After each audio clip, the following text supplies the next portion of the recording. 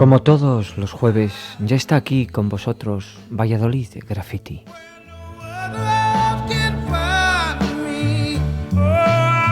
José Luis Rubio Willen, Juan Carlos Pérez de la Fuente y Cheche trabajamos en vuestro Valladolid Graffiti. Los años 60, 70 y también los 80 de la mejor música.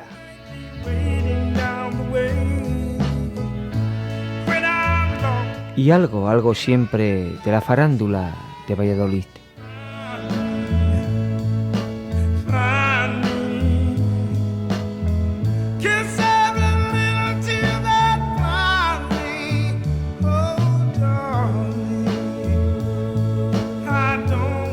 Como este disco de los años 60 del gran sonido soul del Atlantic, tenemos la voz de Percy Slade en Cúbreme.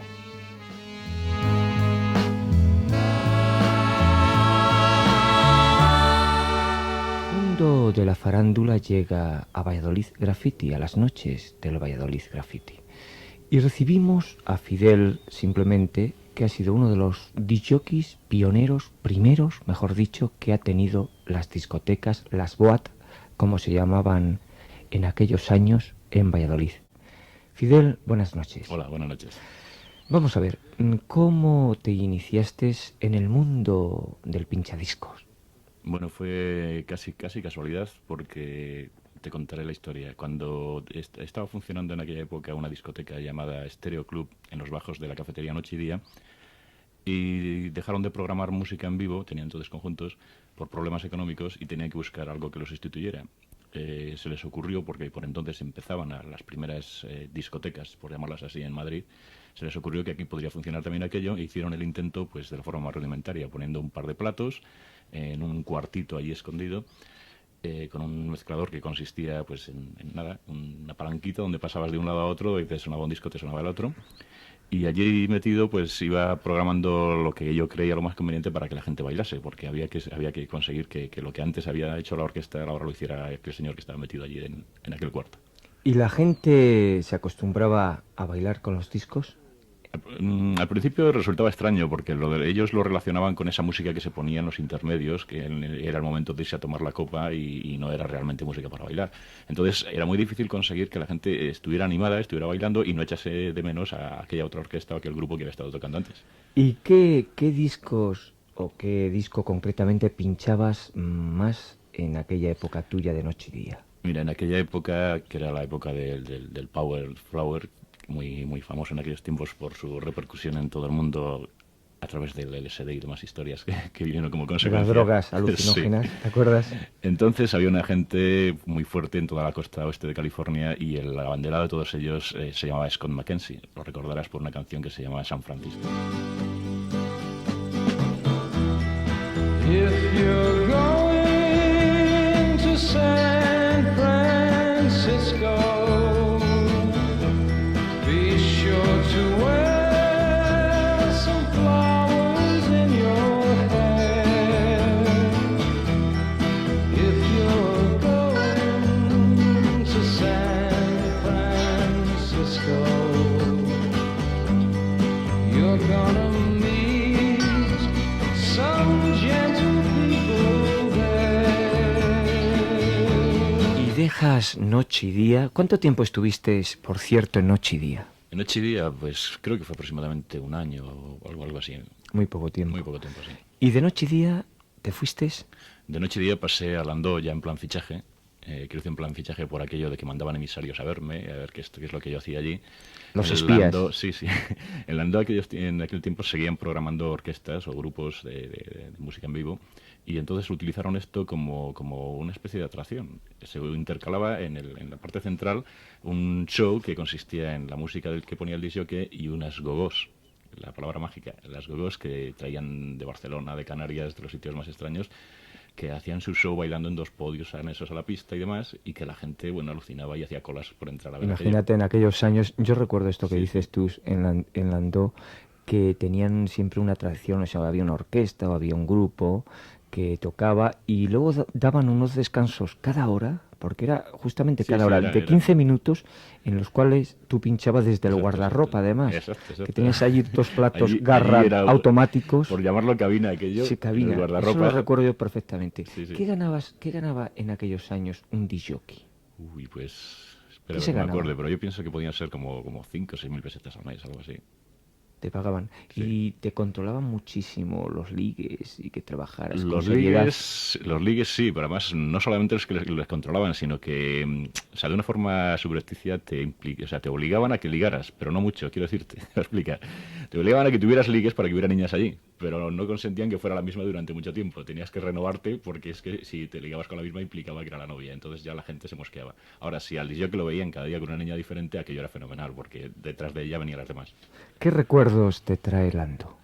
Landó, muy, muy buenos. En Landó lo pasamos muy bien, sobre todo por el contacto con músicos.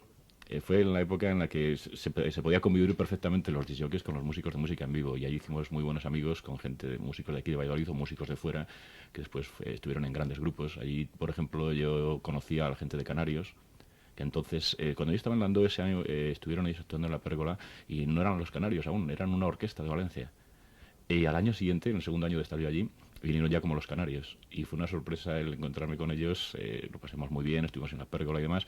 Y de allí se llevaron a gente de aquí de Valladolid a tocar con un grupo que se llamaba Los Potos. ¿Lo recordás? No sé. Ah, sí, sí, me acuerdo perfectamente. Sí, Santi, sí, me Entonces acuerdo estaba de él. tocando allí en Sí. Landó y se lo llevaron para Los Potos. ¿Y qué discos o qué disco concretamente te recuerda más la época aquella de Lando? Mira, de Landó, una primera parte me gustaría recordar a los Bee Gees, que en aquella época eran algo Muy importante, sagrado, sí, eran unos sí. monstruos totales. Después de los Beatles fueron lo máximo. Y había una canción de ellos preciosa que se llama Massachusetts.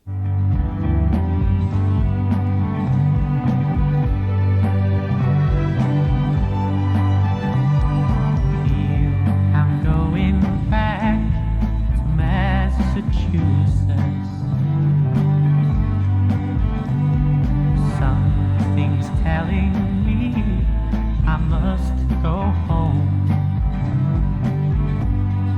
And the lights all went down in Massachusetts the day I left her standing on her own. Todos los discos que lanzaban se clasificaban en las listas y llegaban a los primeros lugares. Sí, sí, o ¿verdad? sea, además con los Bee Gees yo vi aquí en España un fenómeno que no se había visto hasta entonces, y era que la gente compraba LPs en cantidades increíbles. O sea, iba a buscar el LP donde buscaban hasta el último tema. O sea, no era un grupo de una canción en cuanto a éxito, pero era un grupo que vendía LPs.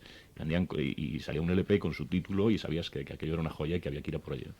Había calidad Sí, detrás. sí, sí, sí. Además, ¿te acuerdas tú de todas aquellas americanas que venían? Esa es la segunda parte que se puede relacionar en cuanto a la época de Landó.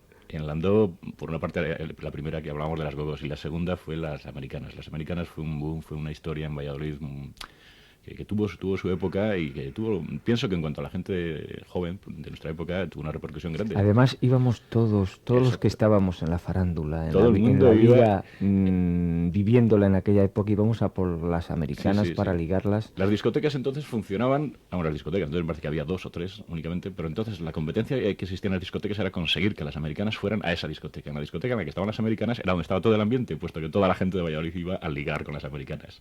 Y respecto a los ligues con las americanas también tenía la cosa su intríngulis, porque las americanas, vamos a decirlo claro, había cada coco que no se lo comían. Bueno, vamos, es que además, recuerdo yo, es cierto lo que tú dices, que el nivel era bajísimo, Sí, había, sí, sí. o muy Ve- altas o muy gordas. venían de Pensilvania, de una región montañosa muy poco americana. Pero Fidel eran americanas. Ah, eso sí, eran americanas, que entonces acostumbrados a los ligues nuestros No, de y las Guateque y demás. americanas además, como tú me decías antes, hacía un rato, nos dieron a conocer cosas muy interesantes como Sí, sí, discos, exacto, modas de las exactamente. camisetas, ¿te Sí, acuerdas de las universidades americanas? Las camisetas era una fiebre el conseguir una Sí, camiseta, y cuando tenías una camiseta de una americana te la venían a pedir los amigos, oye, déjame la mañana que me la quiero poner yo. Y Sí, cosas porque de ese tipo, ¿no? yo tuve también Sí, sí, sí, camisetas sí. de los ligues. O los vaqueros auténticos, que también era otra cosa, que te traían vaqueros americanos, entre comillas, no los que vendían aquí. ¿Qué discos te traen los recuerdos de Sí, todas aquellas respecto americanas? a la época de las americanas, tenemos una cosa que está clarísima, y es el soul. El soul lo trajeron, vamos, aquí nos llegó en esa época, precisamente estamos antes hablando del tema canarios que hacían esa música, y en el soul, pues en plan de discoteca había una cosa que era vamos, tenías que ponerlo todos los días, 1 o 2 veces como mínimo, y era el Funky Street de Arthur Conley.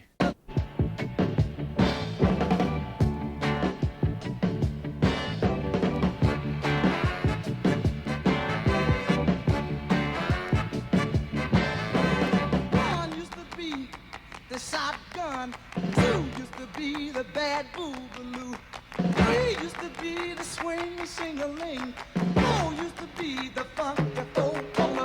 Right on Funky Street, digging the funky beat.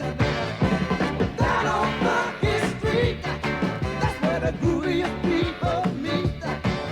Fidel, de Landó, ¿dónde te fuiste luego? De Landó, nuevo fichaje, sin traspaso como los futbolistas, pero vamos, algo parecido.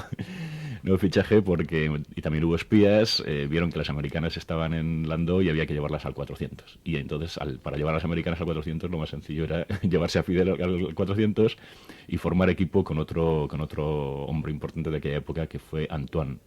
Bueno, Antoine era un tipo Antonio de Villa. súper Sí, original sí. y súper pinturero de aquellos años 60. Sí, Era un tío muy original porque, bueno, explícalo tú, Sí, que bueno. fue compañero tuyo. Exacto. Antoine era más relaciones públicas que disc jockey realmente. Entonces ellos necesitaban un disc jockey vamos, a ellos, me refiero a José María, el dueño.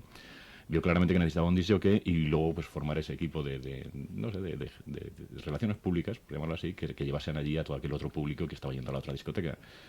Antoine para eso era increíble, era el mejor en relaciones públicas que he conocido nunca y vamos, precisamente cuando no había relaciones públicas, no existía esa profesión, él ya lo era entonces. Verdaderamente Antoine fue el primer relaciones públicas a nivel de Sí, sí, discotecas sí. de Valladolid. Además- No era el eterno además estudiante que de era- medicina sí, claro, eso es otro. que Estuvo tardó en no sé hacer la cuántos carrera, no años. sé cuántos años, que casualmente ahora yo le he localizado para traerle en algún Valladolid Graffiti próximo. Y me parece que está ejerciendo la carrera de médico ya formal. No sé si se habrá casado, eso no lo sé, ese Me matiz. gustaría saludarlo porque Está hace cerca de muchísimo tiempo Oviedo, que no sé que si lo en veo. Mieres o cerca de Oviedo, porque Sí, él sí. era de Oviedo. Sí, era de Oviedo, Está exacto. ejerciendo la carrera de medicina. Antoine, ¿quién compraba los discos en el 400? Ahí había también otro tema a hablar. Antoine era afrancesado, por llamarlo de alguna manera. Precisamente por ahí viene el nombre de Antoine. A él le encantaba pues todo lo relacionado con Francia, la música francesa, las francesas, de las cuales también hablaremos. Él vivía con una chica francesa cuando aquello de vivir con una chica era algo muy Era un muy superlujo. tabú aquí en Valladolid. Y entonces él, pues lógicamente influenciado por esto, nos traía mucha música francesa. No era precisamente la música que se bailase en discotecas, pero bueno, servía como música lenta, la música de los rellenos y demás, y entonces había que completar con la otra música.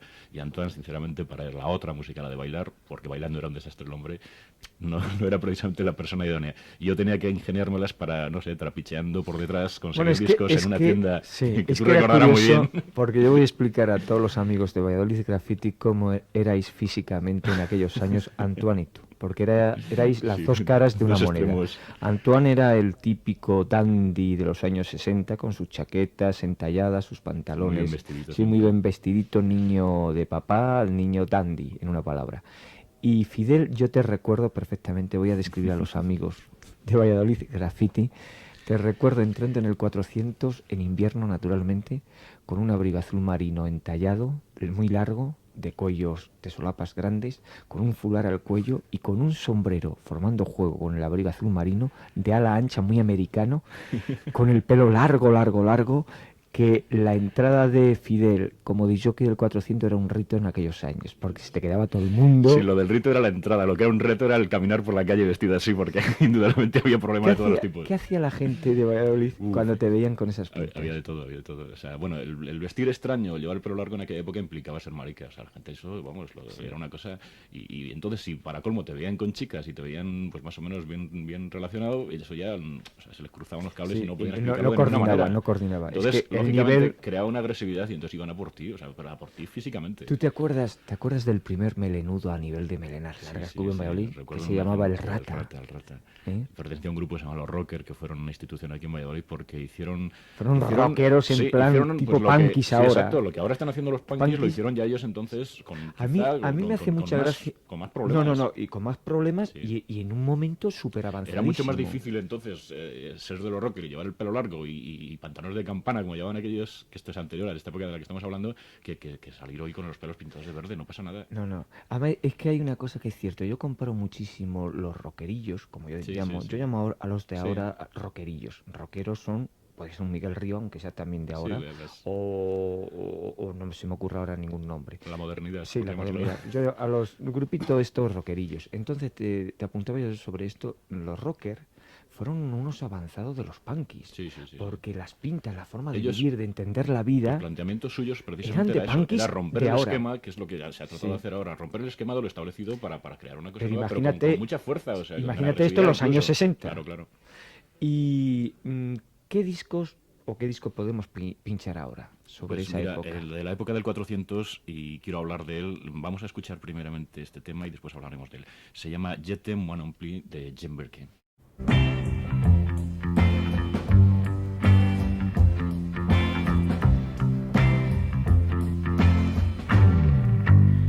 Je t'aime, oui je t'aime. Moi non plus. Oh mon amour, Comme la vague irrésolue. Je vais et je viens entre tes reins. Je vais et je viens entre tes reins et je me retiens. El disco este yo también luego voy a hablar, porque en aquella época, esto era el año 1900, me acuerdo perfectamente, sin consultar agendas. Era el año 1969, 68-69. Sí. Tenía yo entonces, enfrente del 400, la primera tienda de discos progre, como se llamaba en aquellos años, de Valladolid. Fue una tienda que se decoró muy tipo de la Sobre época todo, de... insiste lo de hippie, se decoró hippie. porque la gente iba a ver la tienda. A ver la Incluso los que tienda, no compraban discos sí. iban a ver la tienda. Además es Soy testigo de curiosísimo, ello. tú eres testigo Sí, también. sí. Es curiosísimo porque uno de los socios era Fernando García Tola, el que hace, Exacto. el que está en televisión, que hace el programa. Sí, si el- fuera usted sí, presidente, no exacto. sé cómo se Ha llama. tenido varios programas, sí. Sí, por la televisión yo no la veo. Y resulta que se decoró la tienda en un plan muy hippie, muy avanzado, cogiendo ideas de Alemania, de Inglaterra, de las cosas que habíamos visto. Y fue la primera tienda que se vendió verdaderamente en Valladolid el long play, porque Sí. entonces se vendía el disco de 4 temas o el single. Y allí vendimos los Creedence, tú comprabas Ahí, discos sí, allí. claro, o sea, yo tengo en casa la colección de discos con el sellito por detrás que pone discos Tola. Y espera a ver, Eso ¿cómo, es una cuál era reliquia. el amigo de las la abreviación generaciones pluscuamperfectas. Cierto, exacto. Me acuerdo de eso. Era el eslogan nuestro, Sí. el amigo de las generaciones pluscuamperfectas. ¿Y qué recuerdos te trae aquella época? Seguimos hablando Bueno, del 400. Sobre el Es- Jet es- Monopoly. es ponerse Hablar, en plan... no, vamos a centrarnos en el Jet Monopoly, Sí. el disco que Bien, acabamos de escuchar. Hay una anécdota que no sé, significa mucho y que define perfectamente lo que significó ese disco en aquella época. Yo tenía la costumbre de no repetir los discos porque me gustaba, o sea, el repetir discos implicaba que tenías muy poquitos. Entonces, para demostrar que teníamos todos los discos y que se podía programar todo lo que quisiéramos, pues no se repetían nunca los discos. Y cuando alguien te pedía que pusieras otra vez ese tema, normalmente no lo hacíamos nunca. Entonces, llegó este disco, la gente venía a escucharlo, porque aquello era un poema, escucharlo, y llegaban a la sesión, yo procuraba hacerlo como a mitad de la sesión para evitarme problemas, y luego a los 5 o 10 minutos comenzaba a llegar más gente que todavía llegaban tarde y te decían, ¿qué pasa? ¿Ya lo has puesto? Sí, ya lo he puesto. Y no lo vas a volver a poner, no, ¡oh, qué desgracia! Tendré que volver mañana otra vez. Los tíos cabreos auténticos, porque venían a escuchar ese disco, y pagaban la entrada para venir a escuchar ese disco porque en el 400 se ponía aquel disco. Bueno, es que el Jet fue un disco que estuvo prohibido, Bueno, se aclaración, prohibió, sí, sí, se aclaración oportuna porque- se prohibió en España. Además, la casa de disco que era Fonogran lo lanzó un poco de extranjía, aprovechándose. Yo, como tenía tienda en aquella época, puedo decir cómo fue toda la Sí, sí. movida esta. La casa se aprovechó de que los discos, desde que toda la música y todo pasaba censura en aquella época, en la época de la dictadura. Entonces, las casas de discos te lanzaban un disco y desde que salía del prensaje hasta que la censura te daba el visto bueno, pasaba una semana. Y en esa semana, hasta que dieron el visto bueno, la casa se aprovechó en llevarlo a los comercios. Yo me acuerdo que a mí me ofrecieron un montón de discos para vender, a mí me pareció una cantidad astronómica y me dijeron, mira, quédate con todos porque te van a faltar. Desgraciadamente no me quedé con todo, me quedé casi en la mitad de lo que me ofrecieron y me arrepentí muchísimo porque es un disco que luego no se reeditó hasta muchos años Sí, después. incluso creo que se ha editado ahora ya, Se pero hace no es la poco. misma versión o algo así. Sí, no es la o misma algo de versión, esto, no. sí. Vamos, la versión que habéis escuchado es la original de aquellos años 60. Entonces estaba el 400, seguimos hablando con Fidel y Discos Tolas, que estábamos muy unidos los dos porque estamos frente por frente. La llegada en aquellos años fue algo inesperado de la casa de discos, la número 1 sobre todo en música progre de la CBS. ¿Qué supuso a nivel de discotecas, de boat, como se llamaban todavía en aquellos años, la llegada de esta casa de discos americana en plan de avalancha? Bueno, fue una cosa muy curiosa porque resulta que en España la multinacional número 1, que sigue siendo lo de CBS, no tenía distribución. Aquí no llegaban discos de Dylan, había que conseguirlos por ahí casi Ni una de forma muy Simon y extraña. Garfunkel, No llegaba Simon y de nada. Garfunkel, no llegaban, por ejemplo, pues toda la avalancha del jazz rock que vino por entonces. Y entonces, al llegar esto de golpe, pues supuso el que, bueno, se te salían los ojos cada vez que ibas a la tienda y veías todas aquellas maravillas y no sabías cuál es la que te ibas a llevar porque te querías llevar todo. Y era, pues de golpe tenías que cogerte todo un montón de LPs porque además venía todo en plan de LPs. O sea, eran obras completas de toda esta gente que nos vinieron pues a abrir la mano y llegar todo de golpe, ¿no? Entonces, pues no sé si queréis, podemos hablar un poco de algo que definió un poco toda la llegada de CBS. CBS, cuando lanzó todos aquellos discos, hizo una especie de resumen y hizo un álbum que era precioso y fabuloso, que se llama Llena tu cabeza de rock. Además a un precio de Exacto, oferta de exacto, comenzaron las 375 pesetas. No, perdona, 300 pesetas. Costaba el álbum Comenzaron doble. las ofertas cuando Sí. estaban vendiéndose perfectamente todos aquellos discos. A la vez había una oferta de un resumen de todo ello. Sí. Que eso aquí en España todavía no se había hecho. Había No que se había comprarse hecho el nunca, disco. cierto. Cuando se había pasado a la historia ya es cuando te lo ponían de oferta, claro. Y de aquel LP, pues sí que creo que convendría resaltar a unos monstruos del jazz rock que se llamaban Blood, Sweat and Tears, con este tema llamado Smiling Faces.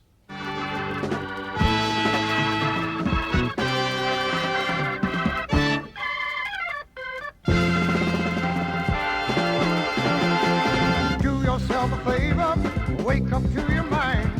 Life is what you make it. You see, but still you're blind.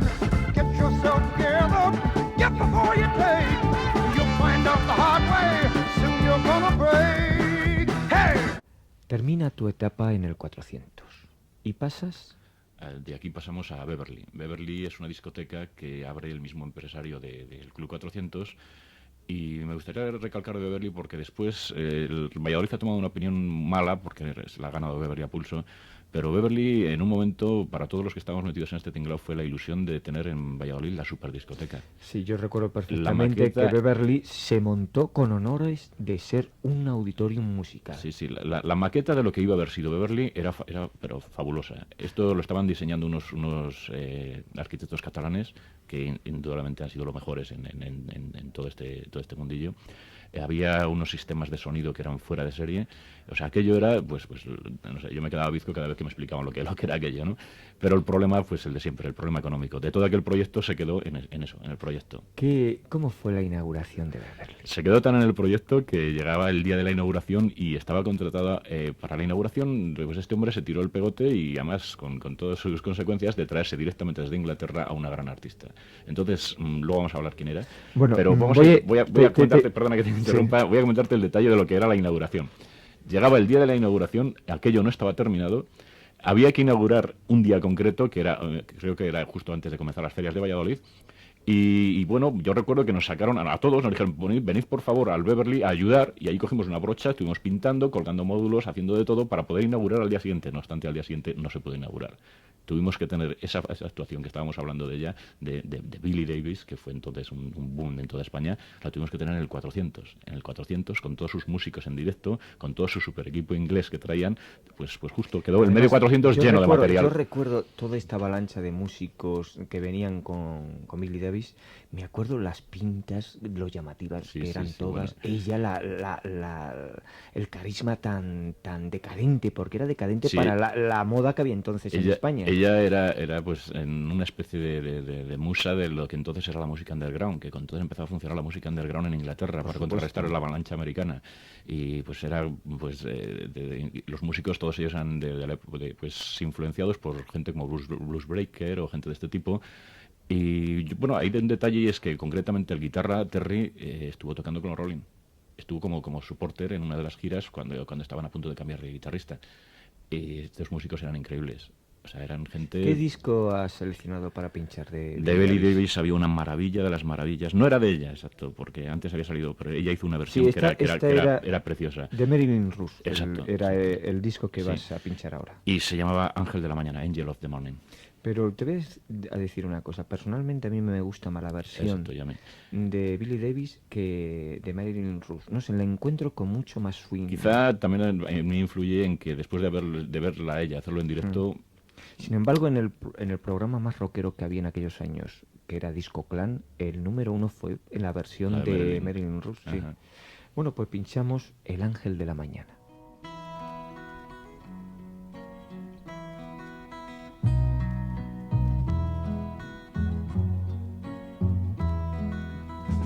There'll be no strings to bind your hands, not if my love can find your heart.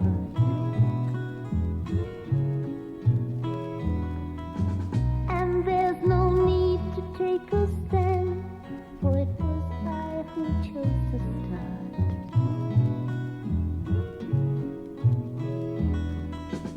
I see no need to take me home.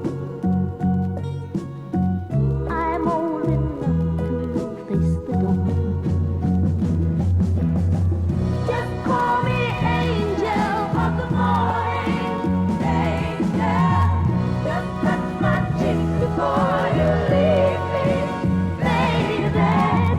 Just call me angel of the morning, angel. ¿Cómo era el dueño concretamente del 400 y de Beverly, que era José María San Lorenzo? José María, había una palabra, un sobrenombre que lo definía. Por entonces todo el mundo lo conocía por Satán. ¿Y por qué Creo se le que con conocía eso- como Satán? José María tenía, no sé, la cosa particular de decir que él era mafioso. Yo no sé exactamente si lo fue, pero todo el mundo estaba convencido de que lo era.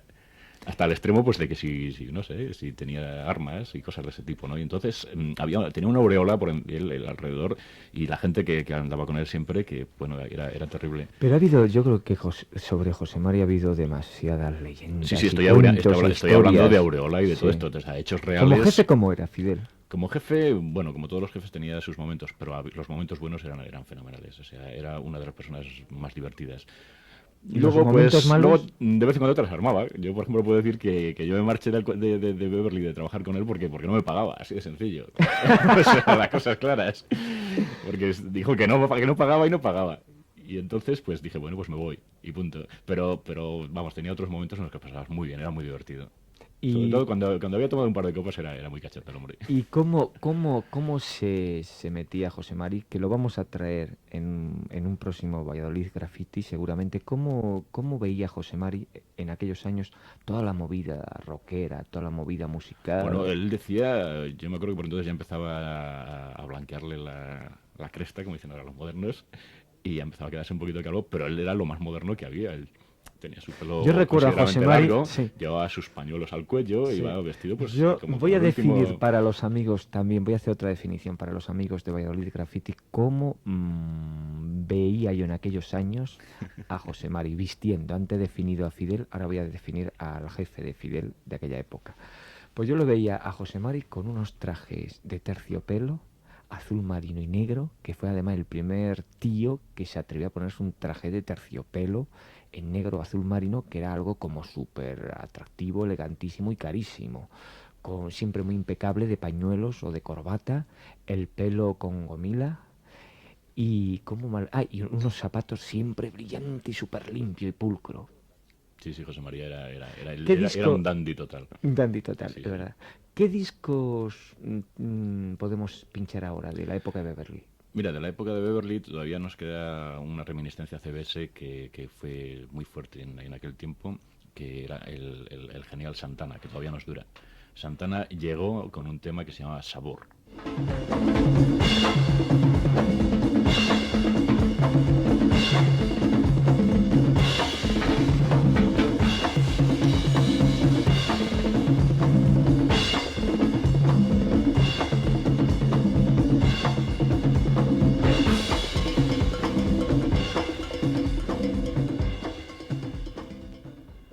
Termina tu etapa en Beverly y partes hacia... Hacia Palma de Mallorca. ¿Y cómo fue la movida de irte a Palma de Mallorca? Antes te daba una de las pautas que le he marcado antes. Sencillamente, como no me pagaban, necesitaba dinero, dije, me tengo que buscar la vida por otro lado. Este José Mari es demasiado malo, Pero en el fondo ¿verdad? me vino bien, mira, me vino bien porque sinceramente la etapa en Palma fue maravillosa. Yo lo he comentado después con amigos que estaban entonces allí conmigo y hemos coincidido todos que después de las muchas vivencias que habíamos tenido, aquella fue nuestra mejor época en la vida. Háblame de Palma. En aquellos años. Yo me fui eso a sería Palma- ya el año 70 o 71. 70 fue. 70, sí, porque año el con 71 70. es cuando... Fijaros bien que estamos ahora mismo en los años 70, en Valladolid Graffiti. ¿Cómo era Palma en aquellos años? Vamos, voy a comenzar por el viaje hacia Palma. El viaje hacia Palma fue haciendo autostop, porque como no tenía un duro, como me quedé sin trabajo, junté justo el dinero para pasar en el barco, en el precio más barato, y me fui haciendo autostop hasta Valencia, de allí me fui a Palma, y allí tuve que recurrir, vamos, iba ya de antemano pensando en ello, recurrir a unos buenos amigos que estaban entonces tocando allí, que se llamaban los Sonic. Ahí tengo compañeros que ahora hasta siguen conmigo, y se portaron maravillosamente, me llevaron a su apartamento, estuve viviendo con ellos, me dieron de comer. Muchas veces me daba corte el que tuvieran que darme de comer y pues me pasaba un día igual con una hamburguesa o con un perrito caliente todo el día, ¿no? Buscando trabajo allí porque allí la competencia era total. O sea, allí había unos disc jockeys que eran increíbles. Yo recuerdo Palma de aquella época también. Yo a Palma llegué 2 años en el 72 o 73 y recuerdo que había una discoteca que se llamaba Sí, Barbarella, que formaba además la Puerta Rotonda, que la marcha que tenía esa discoteca yo dudo que la haya visto ahora. Barbarella- Incluso esta Sí. super discoteca que han inaugurado en Madrid como Barbarella pueda ser- entonces era mucho más de lo que son estas discotecas, Sí, porque sí, ya tenía los totalmente. medios que tienen todas estas discotecas. Yo hay una cosa que puede definir un poco lo que era Barbarella. A los turistas en las giras que les hacían, les llevaban a ver los monumentos de la isla, les llevaban a ver las perlas de Manacor, hacían todo esto, Sí. y que les llevaban La a Cueva del Barbarella Drac. como una de las joyas más de la isla. Sí, era una discoteca- Sabía que ir a sí. Barbarella era obligatorio. Porque Además, la cadena que tenía Barbarella, que también tenía sí, otra, después que en construyeron Torremolinos, en Torremolinos, que es una en pena la- porque en la Costa Brava sí, y demás. Sí. la de Torremolinos la vendieron y han hecho ahí una casa de apartamentos altísima. Todas eran en un plan monumental a tope. Eran monstruos de discotecas, sí. Eran muy grandes. Bueno, la música que se programaba allí era ¿Qué disco alucinante. podemos pinchar ahora de aquella época de Palma? En Palma de Mallorca coincidí con el lanzamiento en España de un grupo que estaba muy bien y se llamaban Guess Who. Y todo el mundo en Palma bailó ese verano American Woman.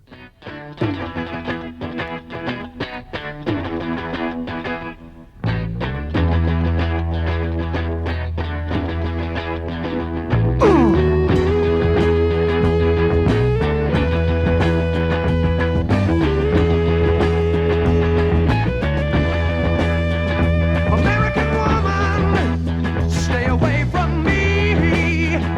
American woman, mama, let me be. Don't come a hanging around my door. I don't want to see your face no more. I got more important things to do than spend my time growing old with you. Now, woman, said stay away. American woman, listen what I say.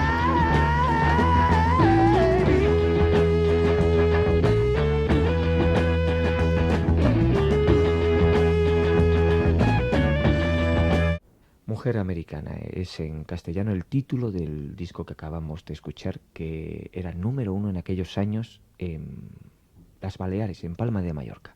¿Qué más podías decirnos de aquella época, de los años 70, en Palma de Mallorca? Te puedo seguir contando un poco de aventuras mías. O sea, te puedo decir, por ejemplo, lo difícil que era conseguir un trabajo de disc-jockey, pues puesto que estamos hablando del tema de disc-jockeys en Palma de Mallorca. Te decía antes lo fabulosos disc-jockeys que había, y entonces para conseguir trabajo pues tuve que ingeniármelas primero vendiendo pues tickets de viajes, excursiones por las otras islas, entradas para la discoteca, de las cuales me daban una comisión, cosas de ese tipo, hasta conseguir un poco de dinero y llegar a hacer un día una prueba en una discoteca, que eso fue el punto culminante.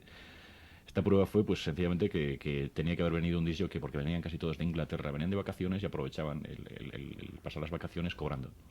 Entonces no había llegado este disc jockey, me pidieron que hiciera una prueba en una discoteca, el dueño era inglés, recuerdo perfectamente, y me dicen una tarde, yo estaba entonces en aquel tiempo repartiendo publicidad de esa discoteca, y me dicen, si quieres, puedes probar a ver si te quedas tú de disc jockey hasta que venga este chico. Digo, muy bien. Me dan una caja de cartón llena de discos sin funda, aquello era horrible, no conocía ninguno, porque no sé de dónde los podían haber sacado, eran fabulosos, pero no los conocía, yo acabo de llegar de Valladolid, claro, y pasé una experiencia terrible, y fue probarme todos aquellos discos como en media hora, una hora como mucho, tratar de ordenarlos y hacer un esquema de cómo se podían programar y hacer la sesión. Cuando terminó la sesión me llamó el hombre, me acuerdo, como decía antes, que era inglés, con su medio castellano, me dijo, no conocías ninguno, está muy claro, no conocías ninguno de los discos, pero lo has hecho bien y te vas a quedar de jockey. Se me abrieron los cielos de Palma en ese momento. ¿Qué te pagaban en aquellos años en Palma de Mallorca? Allí, como disc jockey. Allí creo que ya se cobraba bastante bien, se cobraba como el orden de las 20.000 pesetas, que por aquel tiempo... Podías vivir perfectamente sí, en podía Palma, vivir ahí ¿no? en Palma con ¿Qué ella. nivel había a nivel de chicas, de chicos? Bueno, en Palma había de todo. O sea, podías encontrar de todas las nacionalidades... Yo me acuerdo, en Barbarena me acuerdo que había una invasión en aquellos años, en el verano que estuve yo allí, de negros y de mulatos. No, en la época en la que yo estuve era, quizá después he comentado con gente y hemos coincidido en esto, que fue la mejor época de Palma. O fue quizá ya el principio del ocaso, o sea, de la caída de la calidad en Palma para pasar al turismo este barato de zapatilla. Y entonces, en el tiempo que estuvimos nosotros, todavía había buen turismo, había gente con un mínimo de clase, se veían los comportamientos en las discotecas, aunque luego estuvieran pues las avalanchas estas otras de la playa que venían con los cuatro durillos, ¿no? Entonces, la cuestión ligues te la puedes imaginar. O sea, ¿para qué vamos a hablar? Cerramos porque el tiempo no apremia.